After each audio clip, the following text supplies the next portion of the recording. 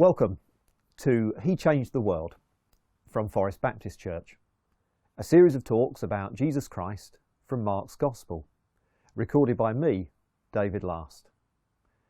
This is talk number 5, The Wrong People. Mark chapter 2, verses 13 through to 22.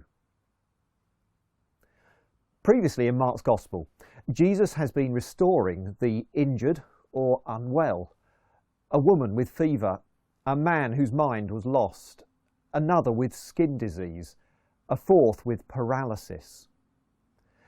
But now Jesus meets a healthy, resilient and successful man. What could he possibly offer him? This man Levi collects local taxes. Benjamin Franklin, one of the founders of the United States, once wrote, "In this world, nothing can be said to be certain except death and taxes." Tax collectors are never popular. But in Jesus' society, they were despised since it was an easy job to abuse for personal gain. So Levi, he must be a pretty hard man, determined to carve his own path through life, no matter what others think of him. Indeed, I wonder how he first reacted when he saw Jesus and 4 fishermen stood in front of him. Did he prepare for a fight?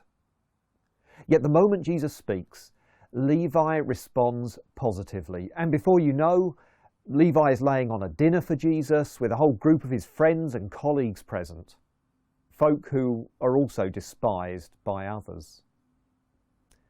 You see, Jesus mixes with all, because his message is for all. Some people imagine that the ideas of Christianity are only for particular types.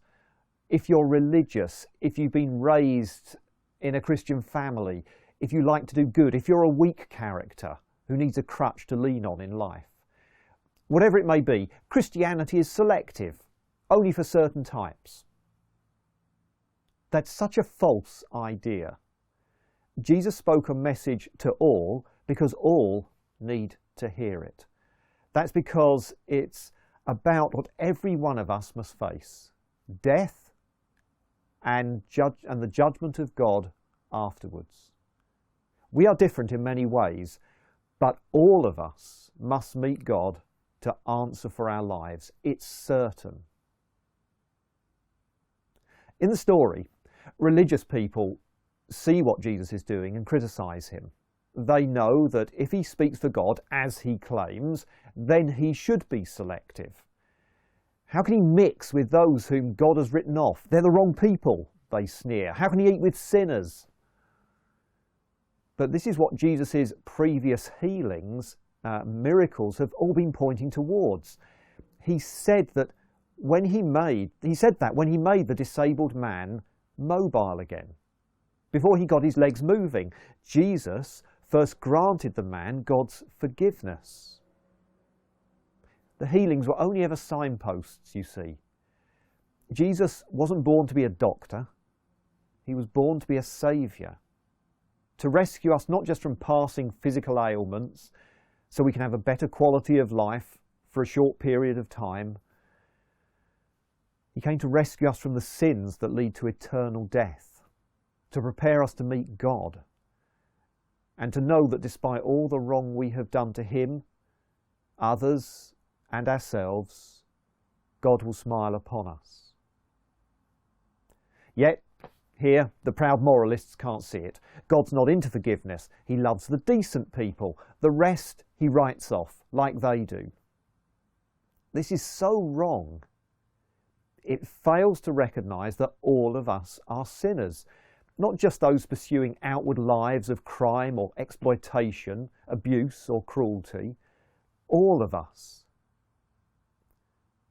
If you compare any of our lives with the standards that God expects, we all fail the test. There's not one person who can appear before God and say, "I did okay, you should be pleased." To imagine otherwise is to be like Jesus' opponents, arrogant. But how can Jesus explain that to these people? They're so full of their own opinions, they can't hear his words. They don't want to know. He offends them, eating meals with a man like Levi. And it's not only that he's in Levi's house, it's that he dares to do all of this at the very time when there's a great religious fast going on and everyone else is taking part in it. Others in his society are choosing to go without food for God. He should be missing out on his meals, not attending a feast. He should be skipping dinner, not eating the best with the rich folk. Anyone with a real concern for God would be doing that. No, says Jesus. You are the ones missing the point. The days have changed. God is doing something new. That's something to rejoice in. Stop living in the past. Stop clinging to what you were. It will only ruin you. Come and listen and discover what God is really doing now through me. It's excitingly different. What do you think?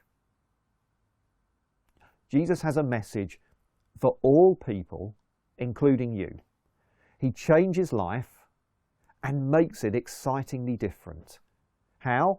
By making you and me ready to meet God, knowing in advance that we've been forgiven, nothing to answer for, a life wiped clean of all that was wrong. No matter what you are, no matter what you've done, Jesus calls you to receive this. Will you give him a hearing? This is not simply about others.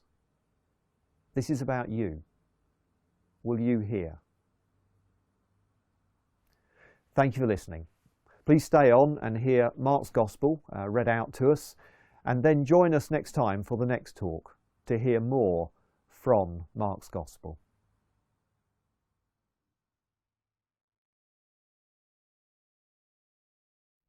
Mark chapter 2, verses 13 to 22.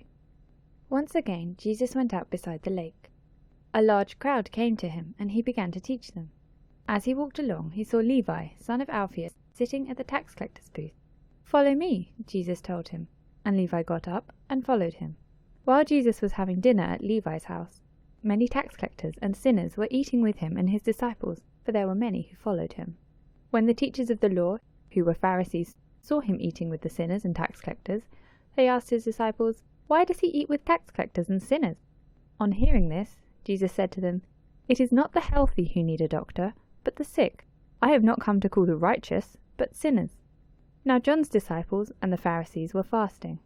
Some people came and asked Jesus, "How is it that John's disciples and the disciples of the Pharisees are fasting, but yours are not?" Jesus answered, "How can the guests of the bridegroom fast while he is with them?